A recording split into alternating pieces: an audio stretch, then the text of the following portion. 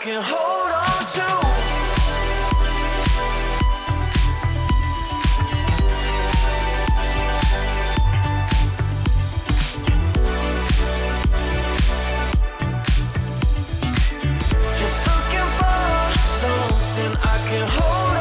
What is up, guys? Welcome back to another GeekaWhat video. In this video, I'm going to be showing you how to build a $1,000 gaming PC, covering off all the parts I selected and why, the build process step by step from start to finish, before booting the system up to see just how it performs a little bit later on. Without any further ado though, let's dive into it. Let's kick things off by moving most of the components out the way and focusing to begin with on the RAM, the motherboard, and of course the CPU choice for this system, assembling the core components before anything else. At the heart of this build is AMD's Ryzen 5 3600, a cheaper bet than the newer 5600X and a lot cheaper than any of the current Intel options on the market. Despite its small price tag, it's going to still perform pretty well and be a good pairing for the GPU later, helping to avoid pretty much all bottlenecking when it comes to real-world gaming performance. I'll be coupling this CPU up with a motherboard from MSI, the B550M Montage to be specific. There's a few things you should know about this motherboard. Not only does it support the latest Ryzen 5000 CPUs too, for good future-proofing and upgradability, you've got support for dual-channel memory with 4 RAM DIMM slots, support for the latest PCIe Gen 4 NVMe SSDs, and some shielding to prevent GPU sag. A built-in I/O shield as well makes things simple, while good connectivity at the rear, which includes USB-C, once again makes sure you're good for not just 2022, but the future as well. To install the processor into the motherboard is actually a very simple task. Carefully remove the CPU from its plastic packaging. You want to go ahead and locate the golden triangle on the processor and match this up with the triangle on your socket. For us, it's up here in the top left towards our CPU power connector. Lift the arm up on your AMD socket nice and gently and then drop the CPU into place. This socket is actually called the zero insertion force socket, meaning when you push the arm down, it should be so easy. There's pretty much no resistance at all. Another great thing about the AMD processors is that they come with an included cooler. It's not going to give you miles of overclocking headroom, but it will prevent thermal throttling and helps us crucially stick under budget for today's build, giving us as much money left at the end for the GPU as possible. It will come with pre-applied thermal paste, but if you've used it before, a drop of new thermal paste won't go amiss. So go ahead. About the size of a grain of rice is still pretty accurate even by today's standards, and then we can go ahead and simply slot the cooler onto the 4 holes around the CPU. Tighten up corner by corner and finish things off by plugging in the CPU fan header. We can round things off on the motherboard by moving on to the RAM or the memory. Now for this build, I've gone for a 16GB kit of Gale, I'm not quite sure how you pronounce it. Oh no! That is a disaster. Hopefully it should be okay, we do drop things quite often on the channel. Anyway, this kit is a 16GB kit with a 3600MHz speed. Truth be told, any 16GB RAM DIMM kit with 2 DIMMs and a speed that's decent is going to work well. Ryzen processors like fast memory, so bear that in mind. Intel CPUs are not quite so fussed historically.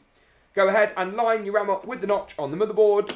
If you want to see that in a bit more detail, check out the notch here on the gold contact strip.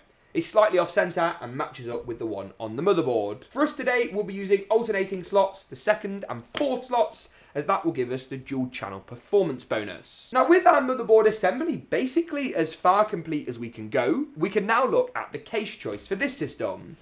I have to come clean, this is a case we used very recently here on the channel, but honestly, I love it. It looks absolutely awesome.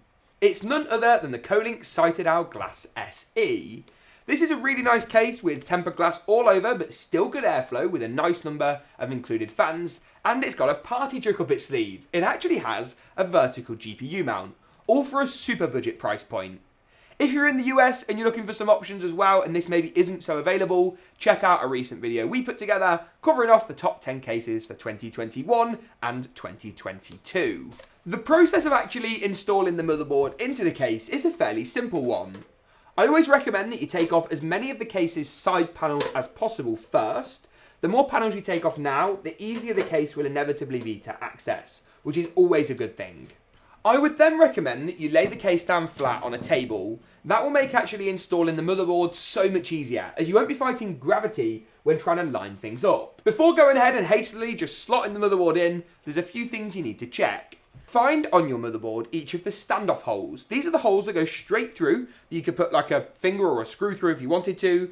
And you can see we've got 3 at the top, 3 along the middle, and then a further 2 down the bottom.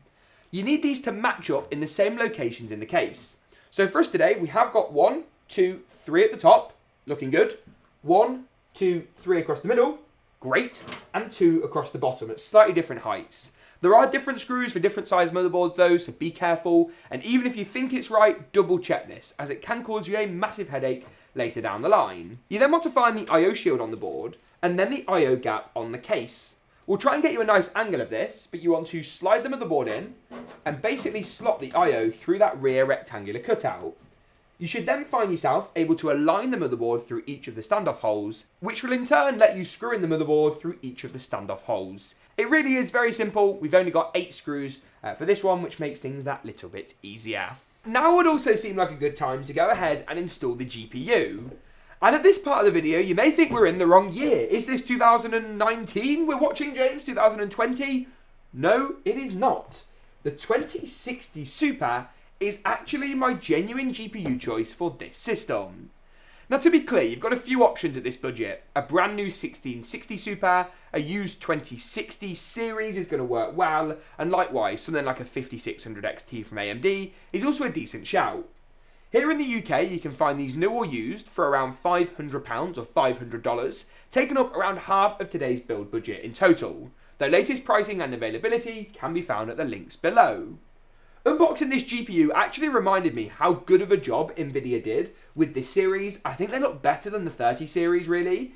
The design is so sleek, so simple, and you still get some great performance. To be clear, I'm not happy about recommending a 2-3-year-old GPU in a video like this one. But at 1080 and 1440p, it still performs very well and is a lot easier to find than a 3060, which would have otherwise been my choice for this system. I'm going to return the case to its central position on the table and then point out the gold or the silver, goldy silver, you let me know in the comments, PCIe slot at the top here. I'm going to push back the retention clip and then basically slide the GPU in. This case does have a vertical GPU mount as well, which we could use if we wanted to, and I may play around with that later. For now though, I'm going to go ahead and actually screw the GPU in at the rear panel and admire my hard work. I also want to take a second to thank you guys for sticking with us here on the channel. I know GPU availability is awful, and we're trying to be as inventive and helpful as we can, suggesting cards that maybe are easier to find than the current 3000 lineup. Hopefully these issues will ease over the course of the year. Fingers crossed for everybody on that one. Before we round things off by installing the power supply, we've got one more component left to go, the SSD. Now you've got a couple of options here. You can either go for something like this, a Seagate FireCuda SATA SSD drive, which will cost you less money, or you could spend a little bit more dosh and go ahead and pick up something like an NVMe Gen 3 drive. Both will be good options. NVMe will be quicker, but this will still give you 3 or 4 times the performance than a regular hard drive. When it comes to actually installing one of these drives, all you need to do is take a SATA data cable. We'll add on the SATA power adapter later once the PSU's in, and you can then just find a convenient location for it in your case, Velcro it or sticky tape it down. Because it's solid state, it's got no moving parts, you can even just go ahead, not that it's necessarily recommended, and chuck it in the rear and not particularly worry about it.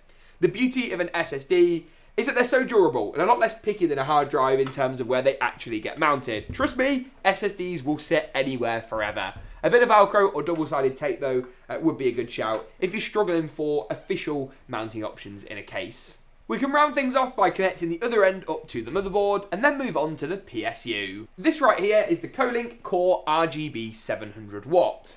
Now, to tell you the truth, any 600-700 watt unit you can find for this build with a decent efficiency rating, a good price tag and some nice reviews will work well. This is a very budget-oriented option, hence the non-modular interface, but it does give you a good deal of upgradability later. You could whack in a 3060 Ti without any major issues. Plus, the fact it's got a bit of RGB on the side is something I definitely appreciate and will look good in our build overall. Spin the case around one more time and then go ahead and slide the PSU unit into the rear of the chassis. Be nice and gentle with this and we can tidy away the spare cables later. after of course we've plugged in the ones we need to use. Fasten the power supply down with these 4 screws, and here you'll even find a button to enable and disable the RGB, which I personally think looks awesome. We've got a few power cables we can plug up. The first is the motherboard power connector, which goes through the right hand side of your motherboard and into the largest connection today. It clips in nice and easily, a little something like this. I'm going to do the GPU power next. For us in this build, it's just a singular 6+2 pin or 8 pin power connector. That one tucks through the side of the chassis and into the back of the graphics card. CPU power then is the last one to deal with, and this goes to the top left of the motherboard. Bit of a tight squeeze in this case as well, so be careful. Finally, on the power front, we're going to plug up a SATA power connector, both to this RGB hub, and then the same style of connection to the SSD as well. There are just 1 or 2 more bits of cabling and wiring though we do need to do before rounding things off. These include the HD audio connector, part of the front panel cables, all of which come from the top of the case. This one goes to the bottom left of the motherboard and has a pin blocked out, meaning it will only go in one way round. We've also got USB 3. This is the largest of our front panel connections and is notched and powers up the blue USB 3 ports. USB-C is next up. This goes to the right hand side of the motherboard and it's quite a bulky connector, hard to cable manage but definitely useful to have that connection on your front panel. Finally, we've also got our JFP1 connections. These are all the small fiddly pins and go to the bottom right hand side of the motherboard. A diagram is on your screen now to show you just how this is done. These are fiddly, and if you get them the wrong way around, don't worry, nothing will explode, you just have to rewind and start over again. With the cabling, not the whole build. With that though, the build's pretty much ready to go. It looks absolutely awesome. I'm going to dive into the performance in just a moment, but first let's boot it up and see just how good it looks with some awesome visuals in an epic glam montage. I'll see you in a second, but first, roll that montage. I can hold on to.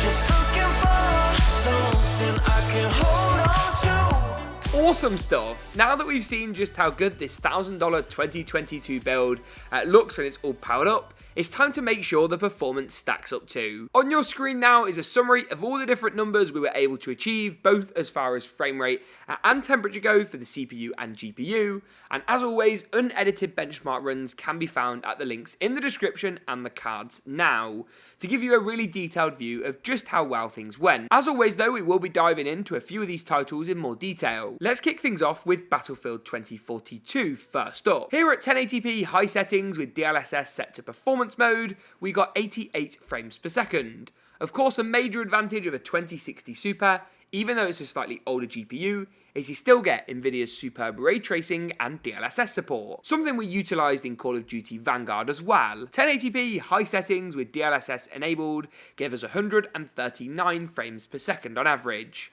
Strong 90 and 99th percentile results as well, and our frame rate was tested as always with Nvidia FrameView and MSI Afterburner's Riva Tuner. Moving on to Forza Horizon 5 next up then, the brand new Forza game, a hugely popular title, and I'm glad to announce that here at 1080p ultra settings we got 114 frames per second. Really impressive. It was also an impressive showing in Halo Infinite, another one of the new titles on the list today. 1080p high settings gave us 76 frames per second, with 67 and 56 for the 90 and 99th percentiles. Moving on to Apex Legends next, here at 1080p high settings we got 132 frames per second, with 116 and 99 for 90 and 99th percentile results, giving basically esports level frame rates at 1080p. Finally, the last of our focus titles is Fortnite. Here at 1080p competitive settings, we got 210 frames per second on average, in a game that, considering we tuned things down to low, actually looked pretty polished visually. With that though, that pretty much wraps it up for this build. If you enjoyed it, make sure to get subscribed, drop a like rating to see more from us. Thanks for tuning in though, and as always, we'll see you soon.